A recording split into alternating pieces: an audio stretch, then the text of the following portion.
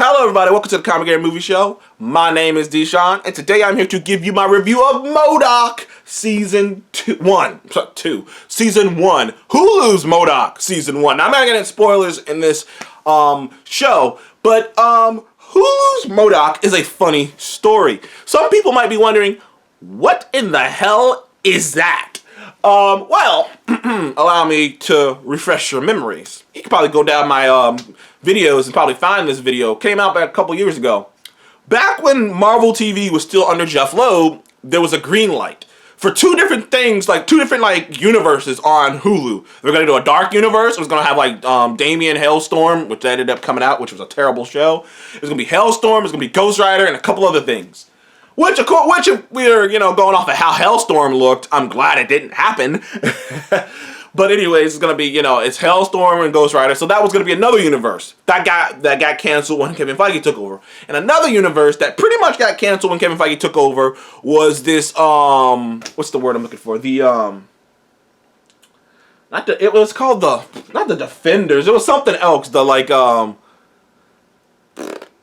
I can't remember what it was. The Offenders. The Offenders. It was going to be a Howard the Duck show, and a Tigers and Dazzler show, and a Hitmonkey show, and a M.O.D.O.K. show. Those were going to be the shows that were going to get. Now that I'm thinking about it, they probably all were going to be in this Robot Chicken style. At least I'm gotta predict. No, I guess they wouldn't have been in that style because they had the Aqua Teen Hunger Force creative, anime guys working on the Howard the Duck show. They had it was a whole bunch of shit going on.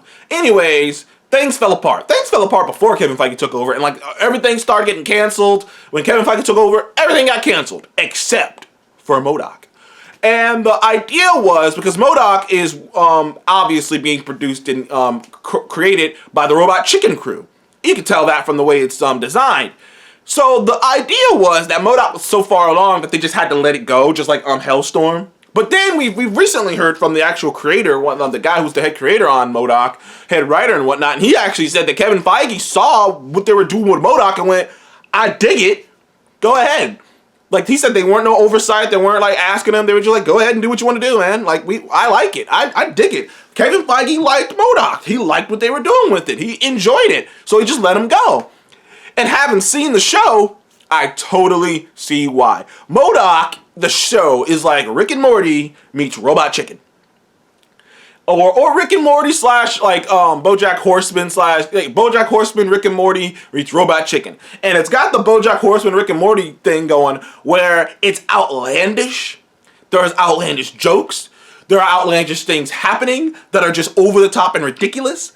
But underneath all the outlandish story, underneath all the ridiculousnh and hilarious hijinks, there's an actual through line, a story about the main character M.O.D.O.K., about him being insecure, about him trying to be a better father, a better husband, a better find more meaning in his life. But it's just on top of that is Patton Oswalt doing this amazing over the top M.O.D.O.K. thing with him just being so egotistical and so angry and maniacal that he's it's hilarious, and it's juxtaposed that to him trying to be a family man, and it's just there's some hilarious jokes in this, some highbrow jokes that you would only get if you're a Marvel fan, which are fun, especially as a Marvel fan. As a Marvel fan, I will tell you this.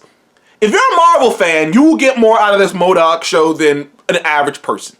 As a Marvel fan, it's fucking hysterical. There are jokes about Iron Man, there are jokes about Thor, there's jokes about the way the Marvel world works, there are jokes about pin particles, there are jokes about time travel, there's just so many Marvel jokes and jokes about Marvel. It's Rick and Morty if it took place in the Marvel Universe. If the entirety of Rick and Morty was in the Marvel Universe. That's kind of how the comedy works. The comedy is like that. It's that kind of smart, witty comedy. Sometimes they just drag out just lowbrow comedy. But for the most part, it's all highbrow comedy that just, if you're a Marvel fan, you get it. If you're a fan of Rick and Morty. If you're a fan of Marvel or you're a fan of Rick and Morty, you're probably going to enjoy this show as well. But if you're a Marvel fan, you're going to get some satisfaction out of it. I had a great time watching this. I hope they get a season 2. 2. I doubt it because I don't know if Feige wants to let that linger, but I hope they get a season 2. It was a great show, man. Like it's hilarious. Patton Oswalt's funny. There's a lot of likable characters.